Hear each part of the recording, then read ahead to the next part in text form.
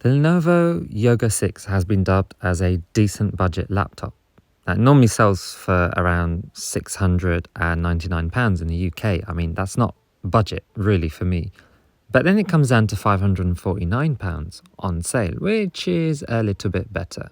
Couple that with offers, maybe from eBay and voucher codes, you got yourself a bargain. I mean, let's look at what it's giving you straight out of the box. A 5500U processor from AMD, 8GB of RAM, 256GB of SSD storage, Full HD resolution, decent build quality, and it's a 2-in-1 laptop. Now, the standout feature for me, at the specs at least, obviously the processor is good, but it's got a decent integrated graphics system, much better than Intel's in my opinion. Now let's start off with the build quality.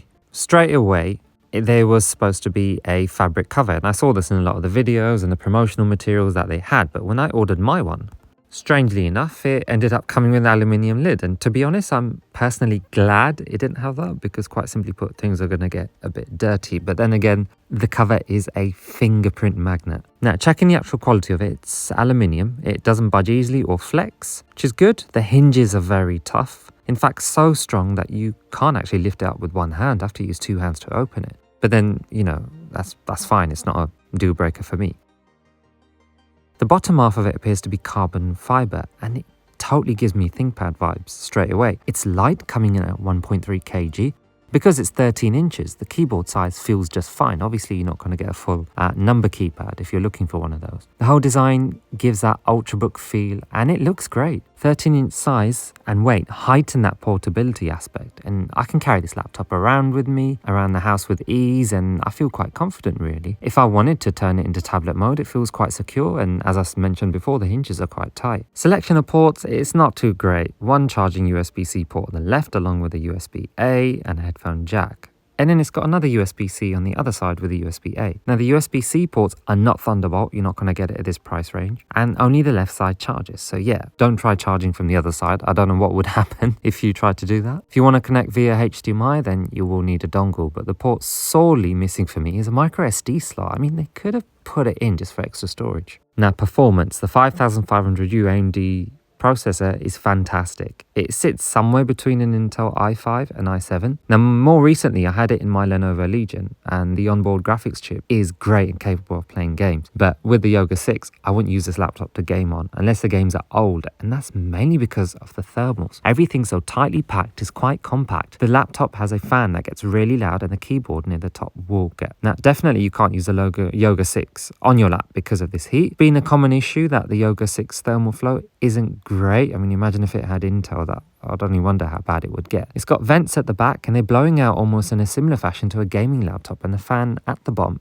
has a small ope. So again, unless you're playing old games, don't play AAA games on this. And that's not because of the capabilities of the specs, it's because of thermal throttling and your lap burning up basically. Now, if you're using this on a table and you've got maybe a cooling mat underneath, it's a possibility, but I would not buy this laptop for gaming. That's not what it's for. Now, saying that, the specs are great and allow for some great workflow to happen. I've installed things, had a virus scan and a Windows update running in the background, and you know what, it's perfectly usable. Now, of course, I had it on the desk, and I generally keep it on the desk, otherwise my lap would burn. Speakers themselves are not great. If you're expecting a bit of bass, don't bother, not at this price range. It's supposed to be compatible and has Dolby Atmos features, which will probably work if you put your headphones in. I mean, if you want to listen to a podcast or review, they're fine, but if you want to blast out some music on the tiny speakers, it's not gonna sound great. In terms of RAM, when I look online, again, you've got a lot of people saying, 16 gigabytes is the way to go, but 8 gigabytes is absolutely fine. I know I've had this debate in my MacBook videos, but there's nothing wrong with it. Windows does optimize 8 gigabyte of RAM well, and if you run out, the page file will be used from your SSD, which you probably won't notice if you're just browsing. Obviously, with the Radeon's graphic chip, it's shared, and so there are some games that you just wouldn't run because of this. Now, the RAM is soldered onto the motherboard, so it can't be upgraded. And yes, in the UK, we say soldering and soldered, with the L being pronounced.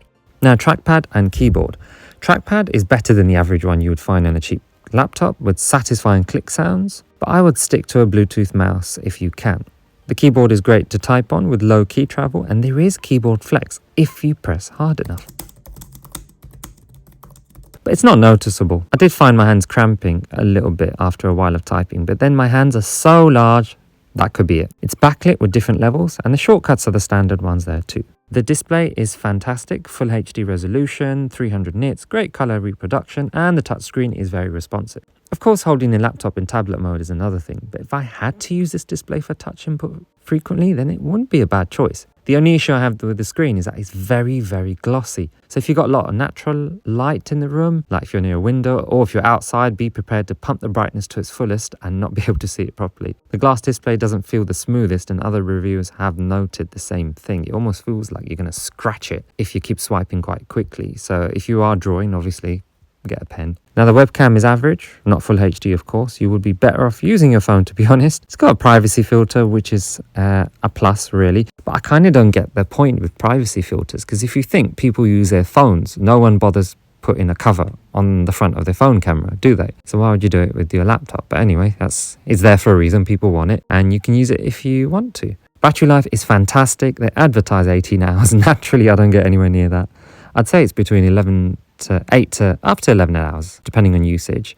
Charging is done in a couple of hours. Obviously, if you use the laptop and charge it at the same time, the keyboard can get a bit warm, as well as it heating up underneath. Now, this laptop is amazing value for money. I am having such a blast with it, especially some of the classic games that I'm playing on there. I've been looking for a Windows alternative to MacBook at a decent price, and I think I may have just found it. Lenovo have released an updated version with better port selection and thermals, and its price is actually the same as a brand new model of the previous generation.